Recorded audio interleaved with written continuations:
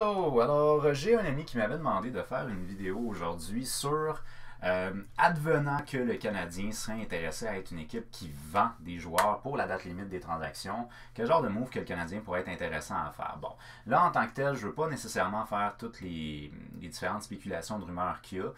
Je veux uniquement établir quel joueur qui pourrait avoir une bonne valeur sur le marché, quel joueur qui pourrait avoir une valeur plus ou moins sur le marché et quels joueurs qui, d'après moi, sont pas intéressants pour le marché. Mais là, d'abord et avant tout, il faut établir que le Canadien n'est pas une équipe qui va acheter. Ça, c'est sûr et certain. Les chances de faire les séries sont beaucoup trop réduites. Alors, à ce niveau-là, moi, je m'inscris dans la philosophie d'Elliott Freeman qui lui disait, selon ce qu'il avait rapporté dans Sportsnet.ca sur ses 31 Thoughts, Montreal's message is the Canadians aren't interested in rentals, and the most likely scenario is they don't do a ton. Even though the 2020 playoffs are a long shot, they want to be in the race for 2021. So, le message du Canadien de Montréal est qu'ils ne sont pas intéressés par la location et que le scénario le plus plausible serait qu'ils ne feront pas quelque chose de très gros. Même si les séries 2020 sont un long shot, ils veulent quand même être dans la course des séries pour 2021. Alors bref, moi je m'inscris dans cette optique-là et je pense probablement que la majorité d'entre vous peut aussi l'être. Maintenant, il y a des gens vu qu'ils ne feront pas les séries, ils ne vont pas aller pour la location. Par contre, au niveau de ce qu'il dit, ils ne vont pas faire de gros moves parce qu'ils veulent aussi être dans la course pour 2021. Ça, il y a peut-être des gens parmi vous qui ne sont pas vraiment 100% d'accord avec ce que Elliott Freeman a dit et que moi, je crois quand même qu'il y a quelque chose qui a du sens. Dans le sens où le Canadien est une équipe qui a une bonne banque en ce moment de jeunes. Donc, est-ce que ça vaut vraiment la peine de liquider toute l'équipe pour aller chercher plus de jeunes encore? Je ne sais pas si ça serait vraiment nécessaire. Si tu veux que l'équipe soit encore compétitive l'année prochaine, il ne faut pas que tu liquides trop ton équipe. Donc, ça ne serait pas logique, si tu veux rester dans la course pour 2021, d'opter pour liquider encore plus. Bon, là ici, je vous ai établi des intouchables. Les intouchables, en fait, c'est pas quelque chose que moi je vous invente, c'est quelque chose qui a été soit directement mentionné par Marc Bergevin, ou sinon, Brandon Gallagher n'a pas été mentionné, mais je pense qu'on peut s'entendre d'un commun accord que Brandon Gallagher, c'est pas demain la veille qui va être échangé. À moins que vraiment il y ait un méchant conflit, là, mais encore là, ce sera un conflit personnel. Alors, Carey Price a été identifié très clairement comme étant un intouchable par Marc Bergevin, donc il ne bougera pas, c'est sûr, d'ici la date limite des transactions. Même chose pour Shea Weber. Brandon Gallagher, je pense tout simplement que c'est l'avenir du Canadien au niveau du leadership, donc il y a très très peu de chances qu'un joueur comme Brandon Gallagher bouge. Une chose qui pourrait être intéressante pour le Canadien de Montréal, ce serait de renforcer sa banque au niveau des jeunes. Mais là, si on regarde au niveau du repêchage 2020, le Canadien a quand même quelque chose d'assez intéressant. Le repêchage se donne à Montréal. Donc pour moi, il est pratiquement impossible de voir les Canadiens transiger leur choix de première ronde. À part si tu as un meilleur choix de première ronde. J'ai vu des propositions de transactions, entre autres Norman Flynn de RDS, qui lui proposait que le Canadien donne leur choix de première ronde en 2020, ainsi que 3 jeunes joueurs de l'organisation que l'équipe pourrait choisir. OK, donc en gros, Norman Flynn, lui, ce qu'il propose, c'est on y va all the way pour Alexis Lafrenière. Donc peu importe quelle équipe qui va gagner le tirage au sort par rapport au choix de première ronde pour le prochain repêchage, que ce soit les Red Wings de Détroit, que ce soit les Sénateurs d'Ottawa, Norman Flynn, lui, ce qu'il propose, c'est un choix de première ronde 2020 avec 3 jeunes joueurs de l'organisation au choix de l'équipe. Ça pourrait être Nick Suzuki, Jesperi Kotkaniemi, Kaden Primo, Alexander Romanov ou même Cole Caulfield, en échange du premier choix de cette équipe-là, soit éventuellement Alexis Lafrenière. Très peu probable que ce genre de choses-là se donne.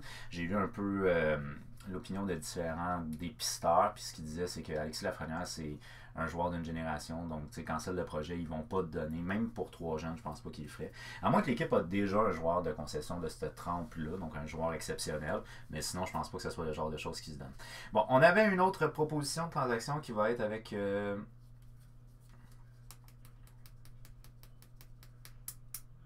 Non, elle va être avec des joueurs d'expérience, on n'en parlera pas tout de suite. OK, donc au niveau des choix de repêchage, le Canadien a un choix en première ronde, celui de Montréal. En deuxième ronde, ils ont 2 choix, celui de Montréal-Chicago. Troisième ronde, celui de Montréal. En quatrième ronde, on choisit 3 fois. Montréal, Anaheim, Winnipeg. En cinquième ronde, on choisit 2 fois Montréal-Floride, en sixième une fois Montréal et en septième une fois Chicago. Je pense que le Canadien va rester comme ça au niveau de ses choix au repêchage, sauf s'il y a vraiment une transaction qui peut vraiment pas dire non. Mais ça ici, je pense pas que ça va bouger. Peut-être que si tu réussis à échanger, exemple, un choix de Winnipeg dans une autre transaction qui va te donner, mettons, un choix de deuxième ronde à la place, ça peut être intéressant de faire ce genre de move-là. Mais d'après moi, c'est pas mal à ça que va ressembler les choix au repêchage du Canadien pour le repêchage à Montréal. Alors maintenant, au niveau des joueurs. Là, on a différents joueurs. C'est sûr qu'il y a des rumeurs qui courent que. Jean-Charles Lajoie, lui, nous proposait une transaction qui impliquerait. Faut juste que je me rappelle. C'est-tu lui qui voulait. Non, c'est pas lui qui voulait mentir. Jean-Charles Lajoie lui proposait d'échanger Thomas Tatar et Jeff Petrie en retenant une partie du contrat de Jeff Petrie à Toronto en échange de Kasperi Kapanen et de Cody Ceci ainsi que d'un choix au repêchage qui n'a pas été spécifié. Alors actuellement, Thomas Tatar il reste encore une autre année de contrat après cette année. Il gagne 4 800 000. Dans le cas de Jeff Petrie, on retiendrait 1,5 million sur son salaire. Il gagne 5 500 000, donc il tomberait à 4 millions, ce qui ferait donc un échange de 8 800 000 du Canadien qui s'en irait pour Kapanen et Cody Ceci. Kapanen est un joueur qui n'a pas encore fait, il est jeune. Bon, déjà en partant, Kapanen, les deux joueurs qu'on offre, nous, sont quand même relativement âgés. Sont des joueurs d'expérience, 29 ans pour Tatar, puis 32 ans pour Jeff Petrie. Kapanen est encore jeune, donc je pense que la valeur de Kapanen est quand même assez intéressante, mais il n'a toujours pas fait une saison de 50 points. Dans le cas de Cody Ceci, c'est une déception à Toronto en ce moment, mais c'est quand même un défenseur qui est un défenseur d'expérience. Ajouter à ça un choix de repêchage, c'est pas clair de savoir c'est lequel. Est-ce que c'est une transaction qui est viable? Je vous répondrais peut-être. Je pense pas que Toronto la ferait, mais bon, peut-être. Si tu peux avoir Kasperi Kapanen, c'est un joueur très offensif, ça peut être super intéressant pour le Canadien, mais tu perds quand même un défenseur solide en Jeff Petrie. Même si des fois il y a des hauts et des bas, mais il reste que c'est quand même un défenseur d'expérience assez solide à la droite. Et pour Toronto, ben Petrie serait assurément leur meilleur défenseur à la droite parce que ça va comme saut à la défensive. Je pense que c'est TJ Brodie qui est considéré comme étant le deuxième défenseur droit en ce moment. Fait bref, d'après moi, il serait au-dessus. Est-ce que c'est une transaction, selon JC, qui pourrait être Jean-Charles Lajoie, qui pourrait être intéressante pour le Canadien, peut-être, pour Toronto, je ne suis pas sûr. C'est mon opinion. Bon, on y va. Les joueurs qui ont une grosse valeur. Bon, déjà en partant, en termes de grosse valeur pour le marché des échanges, pour la date limite des transactions, ceux qu'on entend vraiment très souvent parler, on va commencer avec le premier, qui est actuellement le meilleur pointeur du Canadien de Montréal, soit Thomas Tatar. Alors, Thomas Tatar est un joueur qui est un joueur d'expérience qui actuellement connaît une très très bonne saison. C'est un joueur qui pourrait effectivement intéresser des équipes qui auraient besoin d'un joueur qui jouerait dans leur top 6. Actuellement, Thomas Tatar gagne un salaire de 4,8 millions de dollars. Son contrat va se terminer en 2021, donc il reste encore une année de contrat. Et il a actuellement 44 points en 51 matchs. Thomas Tatar est un joueur qui est propice à être échangé parce qu'il a une valeur sur le marché. Maintenant, je reviens avec l'idée que, d'après ce que rapporte Elliott Freeman, il semblerait que le Canadien veut rester compétitif pour 2021. Alors, Thomas Tatar est actuellement un acteur très important à l'attaque du Canadien. Est-ce que c'est un joueur que le Canadien doit laisser partir? Ma réponse est non, ils n'ont pas à devoir le laisser partir. Mais est-ce que ça peut être intéressant d'écouter les offres? Pourquoi pas? Si les offres de transaction peuvent amener un joueur qui pourrait être un top 6, mais qui serait peut-être pas aussi performant cette année que Thomas Tatar, mais qu'il y a quand même une perspective d'avenir intéressante, peut-être.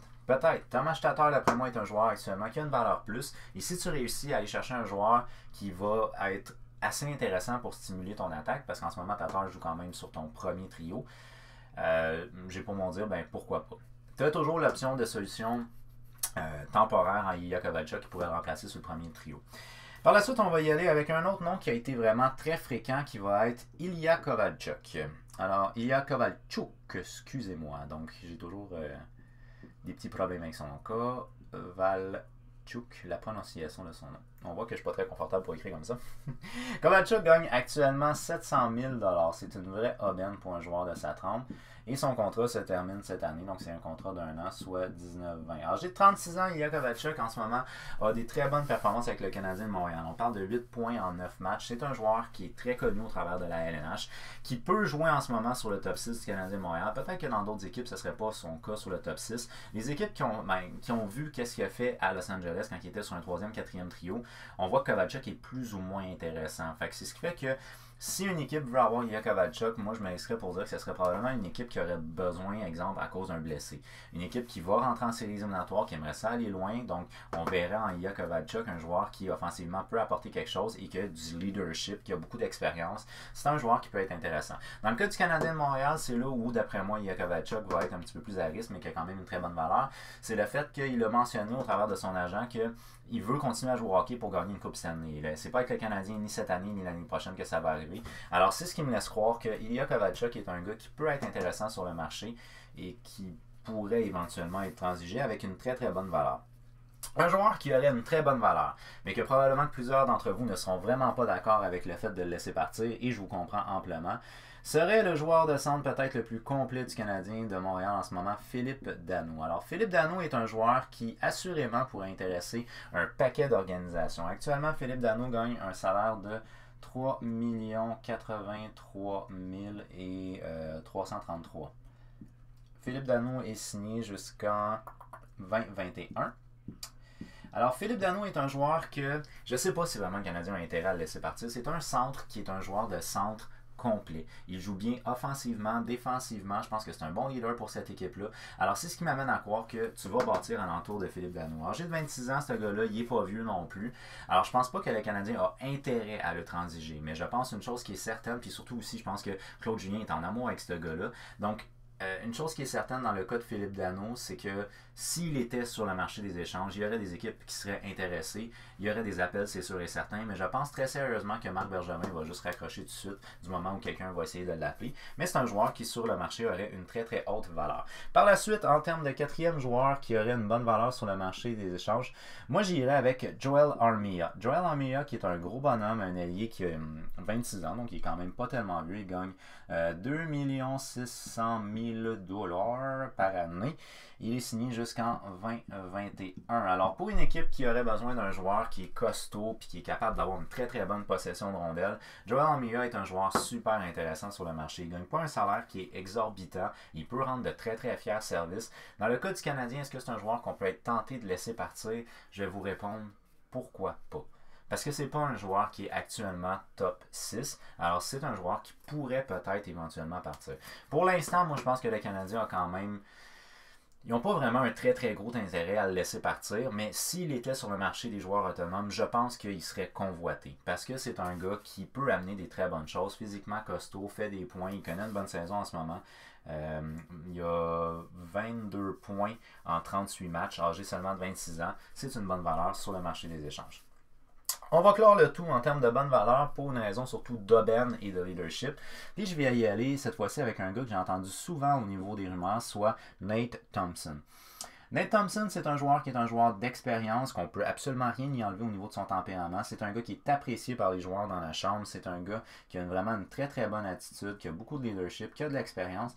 Alors moi, c'est un gars que je pense qui pourrait intéresser plusieurs équipes. Il accepte aussi son rôle en tant que joueur de quatrième trio. Fait que pour une équipe qui aspire à aller loin, c'est pas un 6 ici, by the way, c'est un 0, qui aspire à aller loin en séries éliminatoires, ben c'est un joueur qui peut être intéressant pour eux autres. Alors, est-ce que le Canadien va laisser partir Nate Thompson dans la mesure où son contrat se termine cette année, ainsi que Ilya Kovalchuk? Je pense que oui, ce serait possible. Si le Canadien a une offre qui est intéressante pour un gars comme Nate Thompson, on peut le remplacer au centre. Donc c'est un joueur qu'on aime beaucoup à Montréal, mais qui pourrait très bien remplir un rôle intéressant ailleurs. Au salaire qu'il gagne, puis avec l'engagement qui est à court terme, une équipe qui veut aller loin en série, c'est un joueur qui peut être intéressant. Alors moi, d'après moi, les joueurs qui sont les plus propices là, à être échangés dans les listes des joueurs à haute valeur, j'irai avec Ilya Kovalchuk et Nate Thompson, qui sont ceux les plus présents dans les rumeurs de transactions. Thomas Tatar intéresse assurément beaucoup d'équipes, mais je ne crois pas que le Canadien soit intéressé à le laisser partir, parce que si on veut rester compétitif pour l'année 2021, ce ne serait pas vraiment dans notre choix ou dans notre jeu d'y aller dans ce sens-là. Par la suite, au niveau des défenseurs. Au niveau des défenseurs, on a beaucoup de rumeurs qui nous ont amené le nom d'un défenseur qui est un défenseur très important pour le Canadien, qui est Jeff Petrie. Alors, Jeff Petrie, c'est un défenseur droitier. Et aussi étonnant que ça puisse paraître pour nous à Montréal, parce que nous, on a quand même des très bons défenseurs droitiers. C'est quand même une denrée assez rare au niveau de la LNH, des défenseurs droitiers qui sont très solides. Alors, c'est ce qui fait que pour Jeff Petrie, il peut avoir une très bonne valeur au niveau du marché. Il est signé encore pour une autre année après. Est-ce que Jeff Petrie pourrait intéresser des organisations? Je vous réponds assurément que oui. Il n'y a pas d'hésitation. Ce gars-là est un défenseur qui est mobile, qui a de l'expérience. C'est un bon leader. C'est un leader qui est silencieux, mais quand même. Alors oui, il peut intéresser beaucoup d'équipes. Est-ce que le Canadien peut être intéressé à l'échanger?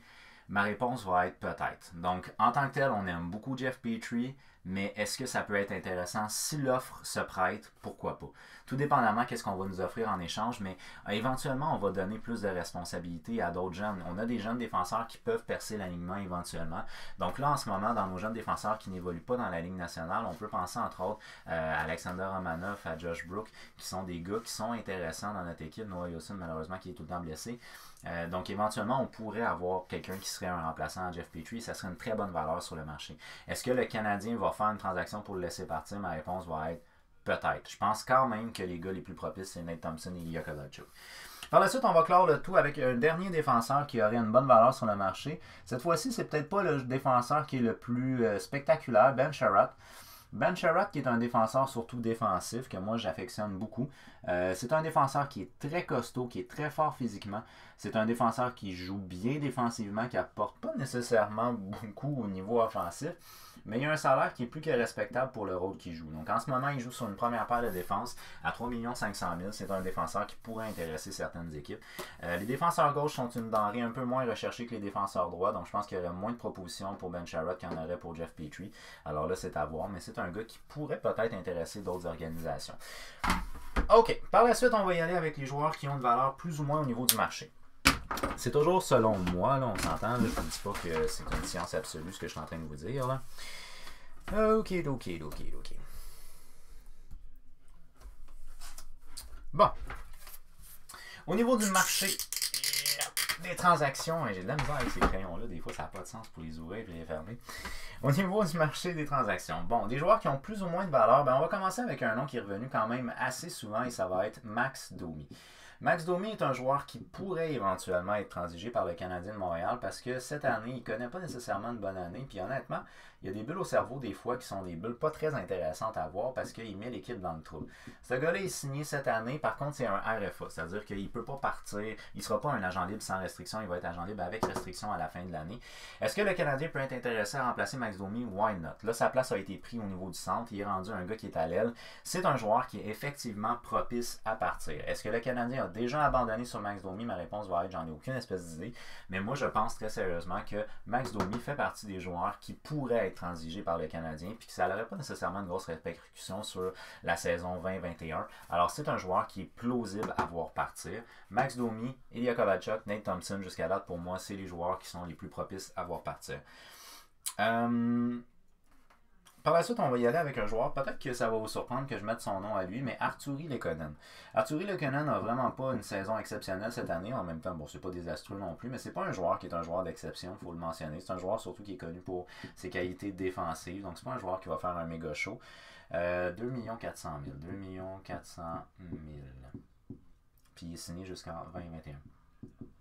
Artturi Lehkonen est un joueur qui pourrait peut-être intéresser certaines organisations pour un joueur qui a un caractère plus défensif, il n'est quand même pas vu non plus, il est âgé uniquement de 24 ans.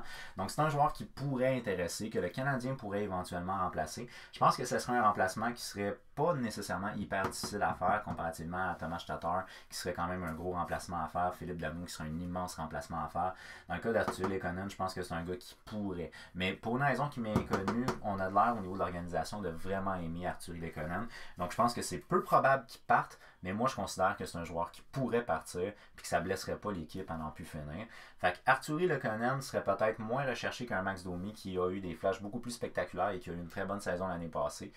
Sa valeur est plus ou moins élevée. Lui, on parle de son tempérament et du fait qu'il est irrégulier pour réduire sa valeur. Dans le cas d'Artturi Lehkonen, c'est juste que ses statistiques offensives ne sont pas nécessairement super intéressantes.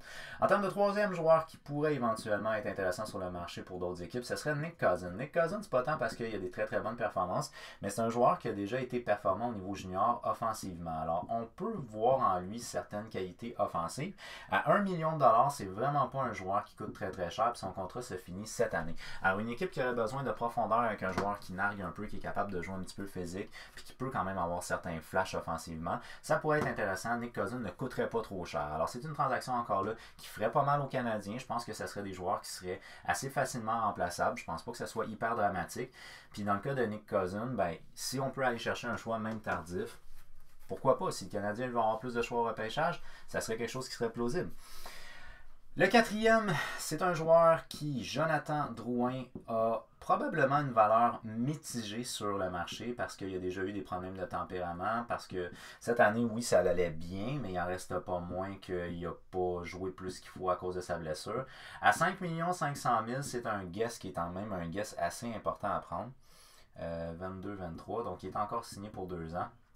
Jonathan Drouin pourrait intéresser certaines équipes, mais je pense pas qu'il y a beaucoup d'équipes qui seraient prêtes à payer le prix pour avoir Jonathan Drouin. Alors pour le Canadien, de se débarrasser de Jonathan Drouin, ça serait quelque chose qui serait quand même assez lourd. Est-ce que ça peut être intéressant pour le Canadien de le faire? Si l'offre est alléchante, oui. Mais si l'offre n'est pas alléchante, je penserais pas. Je penserais pas. Et je ne crois pas que le Canadien recevrait une offre si alléchante pour Jonathan Drouin. Jonathan Drouin, cette année, il a quand même 15 points en 19 matchs, ce qui est excellent à 24 ans. C'est quand même très bon au niveau offensif. Un joueur que je vous dirais qu'il y a une valeur plus ou moins, parce que je ne veux pas dire que ces deux joueurs-là, c'est des défenseurs. Je ne veux pas dire que c'est des joueurs qui n'ont absolument aucune valeur sur le marché des joueurs. Mais Marco Scandella, écoutez, c'est très très peu probable d'après moi de voir le Canadien transiger ce gars-là parce qu'ils viennent d'aller le chercher. Donc ça serait un peu salaud de la part du Canadien de retransiger un gars qui vient juste d'aller chercher. C'est un gars de Montréal aussi. Fait que moi, je pense pas que le Canadien a vraiment d'intérêt à transiger ce gars-là. Mais il reste que si une équipe a besoin de profondeur à la défensive, ça peut peut-être être un joueur qui partirait. Puis si l'offre est intéressante, ben à ce moment-là, ça pourrait être intéressant pour le Canadien. Je doute très fortement par contre qu'on transige Marco Scandella parce qu'on vient juste d'aller chercher. Et le dernier joueur que je vais mettre ici, ça va être Brett Kulak. Parce que très honnêtement, je pense que Brett Kulak, il n'y a pas grand monde qui pleurait si jamais il fallait qu'il parte. Il ne gagne pas un salaire qui est exorbitant. Il a de l'expérience au niveau de la LNH. C'est un joueur qui est mobile. C'est un joueur qui peut apporter certaines choses à une équipe en tant que 6e ou 7e défenseur.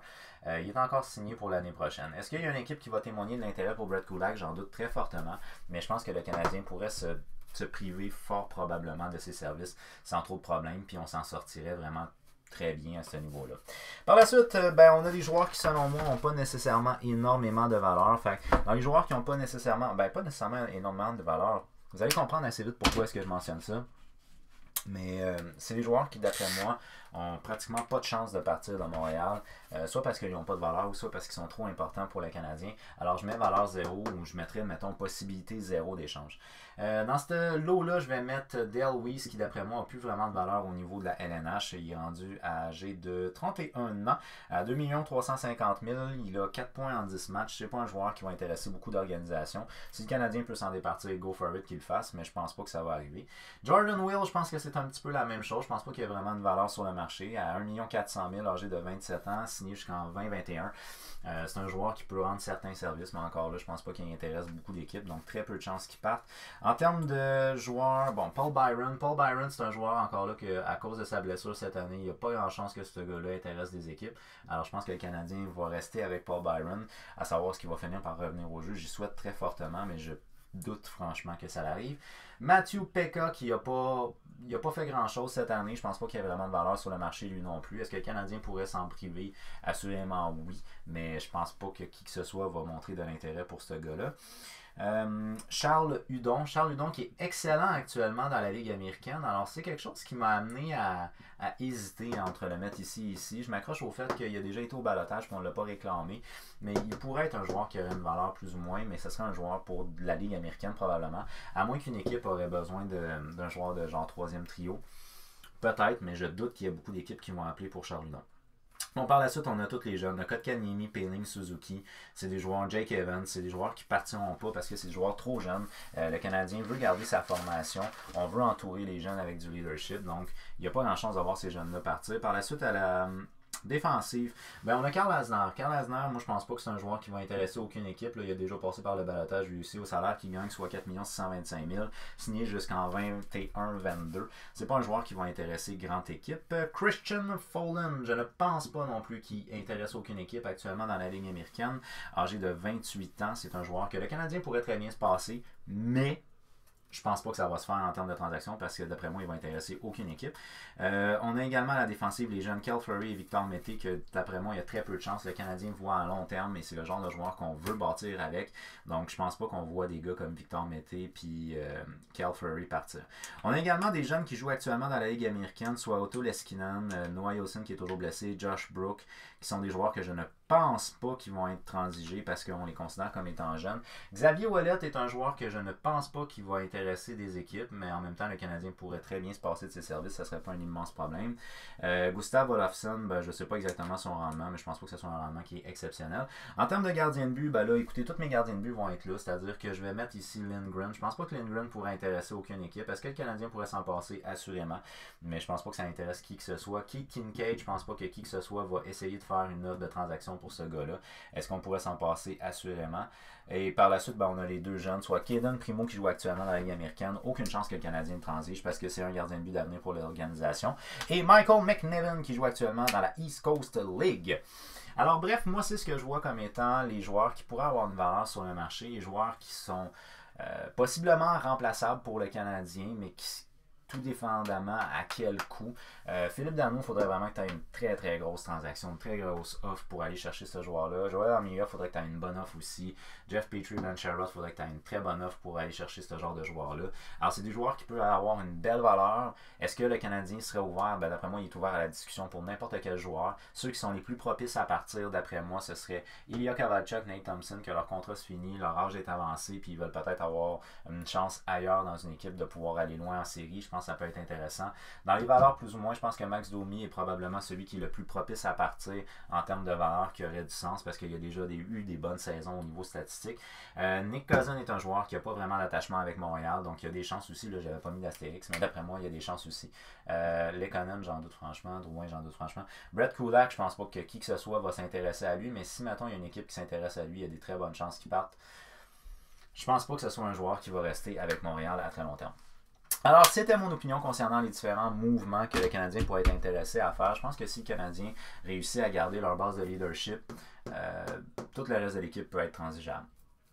Donc, éventuellement, il va peut-être falloir inclure Philippe Danault dans les intouchables. Je ne l'ai pas mis pour l'instant, mais je vous avoue que j'ai hésité à le mettre dans les intouchables. D'accord?